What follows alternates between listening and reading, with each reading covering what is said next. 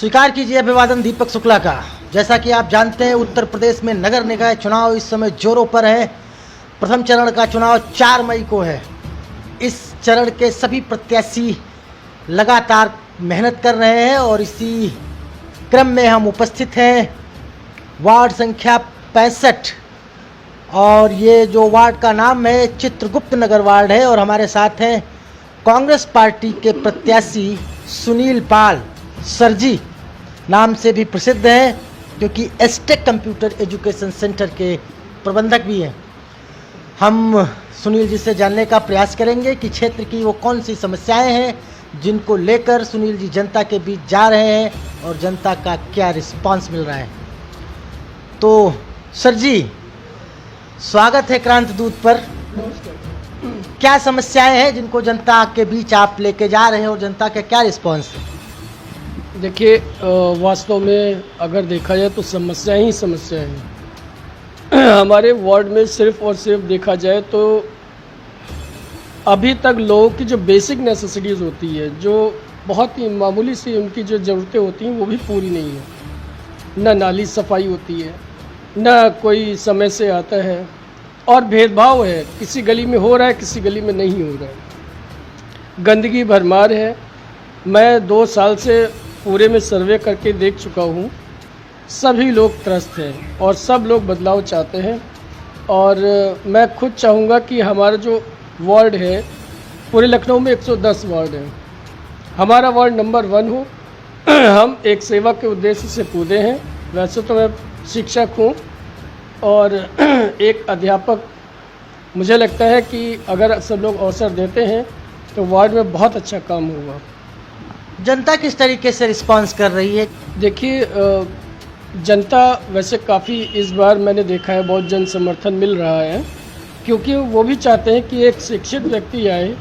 मैं नहीं कहता और प्रत्याशी पढ़े लिखे नहीं हैं, लेकिन उनका मुझ पर विश्वास जो दिख रहा है। मैं सुबह से निकलता हूँ, रात के 9:30 बजे घर पहुँचता हूँ और क्योंकि मेरे स्टूडेंट भी इस वार्ड में बहुत हैं, इस वार्ड के तमाम वार्डों में हैं।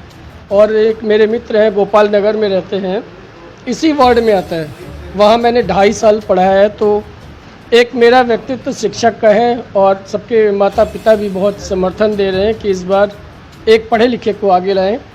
अब मैं उनकी उम्मीदों पर खरा उतरने के लिए दिन रात एक कर रहा हूँ। चित्रगुप्त नगर की क्या जनसंख्या होगी और किस क्षेत्र में अधिक समस्याएं आपको दिखती हैं जब आप प्रचार के लिए निकलते हैं?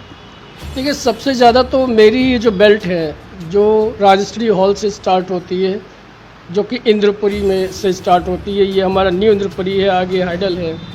सबसे बड़ी समस्या तो इस लाइन में है, क्योंकि आज भी हमारी इस बस्ती को लोग मलिन बस्ती कहते हैं। ये नहर के इस तरफ और रेलवे लाइन के इस तरफ की जो बस्ती है, इस पर गवर्नमेंट का ध्यान बहुत कम रहता है। ना यहाँ पे सही से खंबे हैं, ना सीवर है। हालांकि सीवर की समस्या तो पूरे वार्ड में है। एक एक कोना मैंने देखा है, एक एक लोगों की समस्याएं लिखी हैं। अभी आगे चले गए तो पता चला वहाँ पे पानी ऊपर आता है, कहीं निकासी है ही नहीं। ये सीवर और पानी निकासी बहुत बड़ी समस्या है। और मैं तो ये कहता हूँ कि आप लोग यहाँ की जो जनता है, मैं उनसे कहना चाहता हूँ आपके माध्यम से कि आप लोग जो ये समस्याएं हैं, जल निकासी हो, हम लोग जब कोई नेता खड़ा होता है तो कहता है कि मैं ये करा दूंगा, मैं वो कर दूंगा, बिजली पानी से, ये कहने की ज़रूरत नहीं है। ये आपका कर्तव्य है। जैसे मैं शिक्षक हूँ तो मुझे मेरा काम है पढ़ाना, तो मैं पढ़ाऊँगा। डॉक्टर का काम है ट्रीटमेंट करना, तो करना। तो कोई एजेंडे की ज़रूरत नहीं है, आप अपने कर्तव्य का ही पालन कर दीजिए। अगर आप पार्षद का जो कर्तव्य है वही पालन कर दीजिए तो जनता खुश हो जाएगी। और उसका पालन, उसका काम यही है कि सदन में, नगर निगम में अगर आपको पहुँचाया जाता है तो कम से कम आप यहाँ की जनता को पानी, नाली, सड़क, विद्युत, जो भी समस्याएं हैं उनसे उनको निजात दिलाएं। जैसा कि आपने बताया कि जहां पर अभी आप हैं, इस क्षेत्र में 18 साल से आप शिक्षण के कार्य में हैं और इसी वार्ड के दूसरे क्षेत्र में 2-2.5 साल आप शिक्षण कार्य में रहे। तो 20 साल का ये शिक्षण कार्य करने के बाद आखिर राजनीति में आने का क्या औचित्य रहा?